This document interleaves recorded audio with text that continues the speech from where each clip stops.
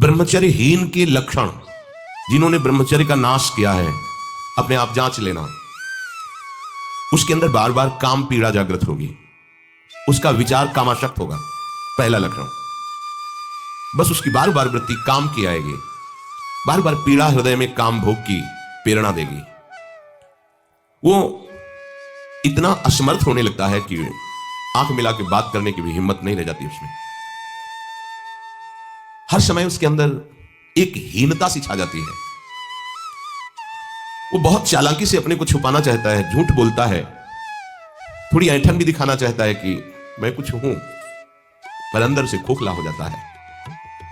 ये दुर्गुण उसके अंदर जागृत होते हैं जो ब्रह्मचर्य का नाश करता है। उसके चेहरे में प्रसन्नता कभी झलक ही नहीं सकती, दुखी व उदास, जो ब्रह्मचर्य का नाश करता है।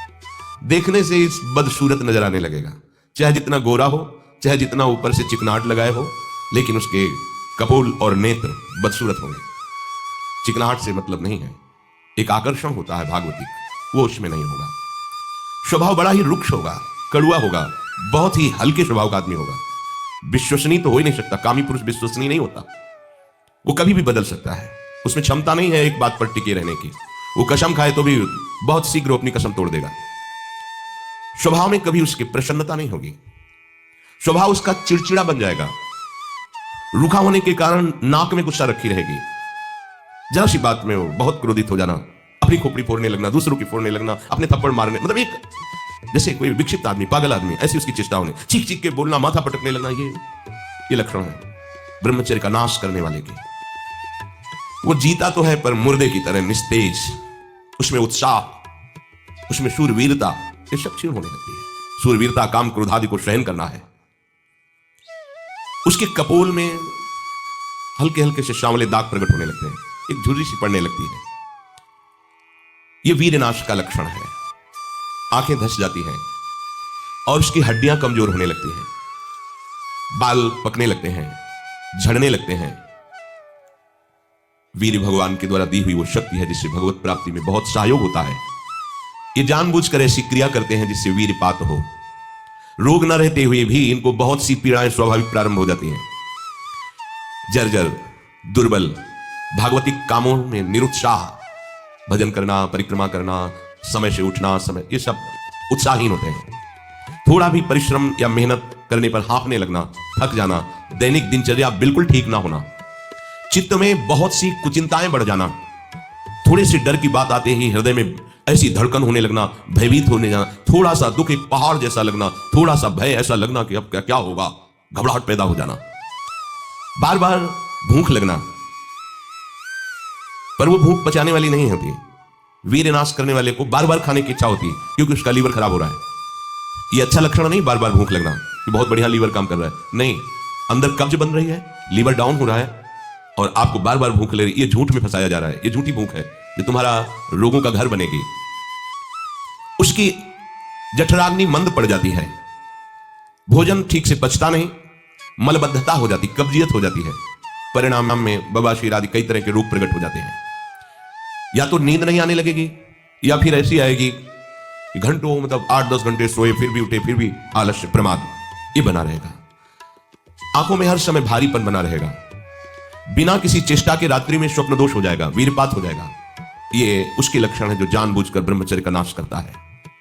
वीर का इतना पतला हो जाना कि लघुशंका के लिए जोर करने पर वीर निकल जाना, बहुत बड़ी हानि है। नए नए बच्चों में जब उनसे प्रश्न करते हैं कि आपके दर्शन से ऐसा महसूस होता है आप कोई गलत चेष्टा करते हैं, तो वो कहते हैं अब नहीं करता, लेकिन पहले जब आपसे मिला नहीं था तब होती थी, लेकिन लक्षण तो अब भी प्रकट हो रहे हैं। तो स्वाभाविक वीरपात हो जाता है, स्वप्न दोष में भी और लघुशंका में भी। इसका कारण है आपने बहुत ही गलत आचरण किए हैं। ये जो हस्तमैथुन आदि क्रियाएं हैं, इनके द्वारा पूरा का पूरा आपका जीवन नष्ट हो जाता है। इसे खिलवाड़ मत समझो। चाहे गृहस्थी में भी जाना हो तो खिलवाड़ मत करो, आप गृहस्थी लायक नहीं रह जाएंगे। आप जो गृहस्थ धर्म में संतानोत्पत्ति क्रिया है, आप उसके लायक नहीं रह जाएंगे, आप में योग्यता नहीं रह जाएगी। इससे सावधान।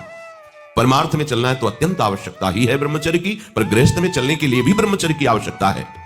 जहां वो पेशाब करने के लिए जोर लगाते हैं तो वीर स्खलित होने लगता है थोड़ी थोड़ी मात्रा में। यह हस्त मैथुन करने वालों का प्रधान चिन्ह है। इसका परिणाम यहां तक हो सकता है कि पुरुषत्व का नाश होकर नपुंसकता आ सकती है। हाथ पैरों के जोड़ पर बिना किसी कारण के दर्द होना, कमर में, गांठ में, जहां संधियां हैं, अस्थियों का जोड़ है, वहां दर्द होने लगना। सर में जरा भी विचार करने पर दर्द पैदा हो जाना, किसी विषय पर विचार कर या मंत्र में ध्यान कर तो सर में दर्द होने लगना। हाथ पैरों में शिथिलता आने लगना, दिमाग में एक सनसनी पैदा हो जाना, कानों से शाय शाय शब्द सुनाई देने लगना, नाटक, उपन्यास और गंदी बातें, अश्लील चित्र देखने में बड़ी रुचि हो जाना। सावधान होकर श्रवण करें। भगवत मार्ग के उपासक हैं, कुछ उपासकों में जो बाहर अनुशासनहीन होकर के रह रहे हैं और उनके पास स्मार्ट मोबाइल क्या कहते हैं वो है, तो वो लोग कभी ऐसी गलती ना करें, सर्च करके ऐसे दृश्य ना देखें, नहीं तो तुम्हारा ऐसा नाश होगा कि तुम इस बात को किसी भी साधन से पूर्ण नहीं कर पाओगे। गलती ना करें, सर्च करके ऐसे दृश्य ना देखें, नहीं तो तुम्हारा ऐसा नाश होगा कि तुम इस बात को किसी भी साधन से पूर्ण नहीं कर पाओगे। एक बार मछली की क्रीड़ा देखने पर शौभरी जैसे महात्मा कामाशक्त हो जाते हैं। एक बार वैश्या के साथ ऐसा कृत्य देख करके अजामिल जैसा संयमी ब्राह्मण भ्रष्ट वैश्यागामी बन सकता है। और आप देश विदेश की ऐसी गंदी फिल्में, गंदी बातें देखकर आप अपने को संयमी रख सकते हैं? क्यों आप अपना नाश कर रहे हैं? क्यों आप अपने शत्रु बन रहे हैं? उपासक समझता है कि कोई जानता नहीं है, लेकिन तुम जिसको जानने के लिए चले वो तो तुम्हें जान रहा है ना। वो कैसे तुम्हारे सामने आएगा? कैसे तुम्हारे मुख में नाम चलेगा? कैसे हृदय में भगवत प्राप्ति का उत्साह रह जाएगा यदि आप ऐसा? उपासक को नाटक, उपन्यास, सिनेमा, अश्लील चित्र, गंदी पिक्चरें बिल्कुल नहीं। क्यों अपना नाश कर रहे हो? पर उसको रुचि हो जाएगी, जो व्यभिचारी प्रवृत्ति से युक्त है उसको ये अच्छा लगेगा। बार बार पेशाब होने की इच्छा होना, पेट में ऐसा लगना जैसे बहुत गर्मी पैदा हो गई है, और प्रमेह आदि उग्र रोगों का प्रादुर्भाव हो जाना, ये ब्रह्मचर्य नाश का लक्षण है। तलवे हथेलियों पर पसीना आने लगना, हाथ पैर में जरा भी काम करने के लिए चलो तो कंपायमान होने लगना, थोड़ा भी ऋतु परिवर्तन बीमारी को पैदा कर देना, थोड़ा सा गर्मी, थोड़ा सा सर्दी, बीमार हो जाए। उसे प्रकृति का प्रहार सहन न करने की सामर्थ्य आ जाती है, वो प्रकृति का प्रहार सहन नहीं कर सकता, ऐसी स्थिति हो जाती है। चेहरे पर मुहासे प्रकट हो जाना, कभी कभी अचानक खड़े होने पर आंखों के सामने अंधेरा छा जाना, अधिक वीरपात होने पर मूर्छा भी आ जाना, स्मरण शक्ति का ह्रास हो जाना। बहुत बार प्रयास करो फिर भी याद नहीं होगा। और ब्रह्मचर्य सही है तो एक बार बोल दीजिए, 100 वर्ष बाद सुन लेना, वो अपने आप स्थापित हो जाएगा। ज्यादा पढ़ना लिखना नहीं पड़ता, एक बार बोलिए, 100 वर्ष बाद पूछ लीजिए, 100 वर्ष बाद उसकी स्मृति वैसे ही बनी रहेगी यदि वो ब्रह्म। चित्त का अत्यंत चंचल हो जाना, चित्त में बिल्कुल बल ना होना कि हम विषय से हटा के प्रभु में लगा सके, ऐसी सामर्थ्य नहीं। दुर्बल हो जाना, बार बार प्रतिज्ञा करना पर उसका निर्वाह न कर पाना, आज से मैं ऐसा नहीं करूंगा, 1 2 3 फिर गिर गया, वहीं गिर गया। हर कार्य बीच में छोड़ देना, किसी भी कार्य को शांगोपांग न करना, ये वीर्यपात करने वाले के लक्षण है। दिमाग में भयानक गर्मी रहना, नेत्रों में जलन उत्पन्न हो जाना, वह बिना किसी कारण के नेत्रों से पानी बहना, बहुत कम गलती में भारी गुस्सा आ जाना, बहुत कम लाभ में फूल जाना, अहंकार आ जाना। कम लाभ में कोई लाभ नहीं, छोटी मोटी वस्तुओं के प्राप्त होने पर अहंकार आ जाना। माथा, कमर, मेरुदंड, छाती, इनमें बराबर दर्द बढ़ते जाना, बड़ी हालत खराब हो जाती है। ऐसे दर्शन हुए ऐसे जनों के, आंखों से दिखता नहीं, 28 वर्ष के होंगे लगभग। वैराग्य इस कोटि का कि आप सोच भी नहीं सकते, बाहरी बस लंगोटी अचला और फुटपाथ में पड़े रहना। पूर्व विद्यार्थी जीवन में विद्यार्थियों के साथ हस्तमैथुन करने का अभ्यास वो इतना दृढ़ हो गया था कि 10-10, 15-15 बार एक दिन में स्वाभाविक ऐसे उनकी हालत ये थी कि आंखों से दिखना बंद हो गया था, खड़े होने की सामर्थ्य नहीं। और हितधाम में एकांत में मिलकर कहा था कि आपका जो ब्रह्मचर्य का प्रवचन सुना हमें, तो ऐसा लगा कि शायद आप उपाय बता सकते हो। तो हमका हमारे पास कोई हम आयुर्वेदाचार्य है नहीं, और दूसरी बात है कि ये चीज आपके हाथ में है, अगर आप नहीं रोकते हैं तो आपको ऐसी दशा में पहुंचा देगा ये क्रिया कि आप किसी काबिल नहीं रह जाएंगे। रीढ़ की हड्डी कमजोर हो जाती है और उसमें सीधे बैठने की सामर्थ्य खत्म हो जाती है, वो झुकाव ऐसे, वो झुक करके ही ऐसे बैठना। वीरपात करने वाले के मसूड़े में फूलना, मुख से दुर्गंध आना, शरीर का पसीना दुर्गंध युक्त होना। ये वीरवान के यहां से दुर्गंध नहीं आ सकती, जो वीरवान अर्थात जो ब्रह्मचारी है उसके यहां से दुर्गंध, उसके मुख से दुर्गंध नहीं आएगी, भले कुल्ला करे या ना करे, ये वीर में सामर्थ होती है।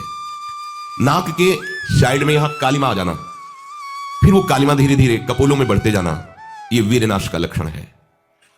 वीर्य नाश से उदर लंबा होना, पेट बढ़ना शुरू हो जाता है, आंतें बढ़ना शुरू हो जाती है, उसकी वाणी में मृदुता नष्ट हो जाती है, कर्कशता, रुक्षता आ जाती है, उसका स्वभाव अप्रिय बन जाता है, छाती की हड्डियां दिखने लगती हैं, वो ना तो लोक में ना परलोक में किसी भी कार्य में उत्साह करने लायक नहीं रह जाता, वो जरा सी भी बात में बहुत बड़ा अपने को अपमानित होना समझता है। ये वीरपात से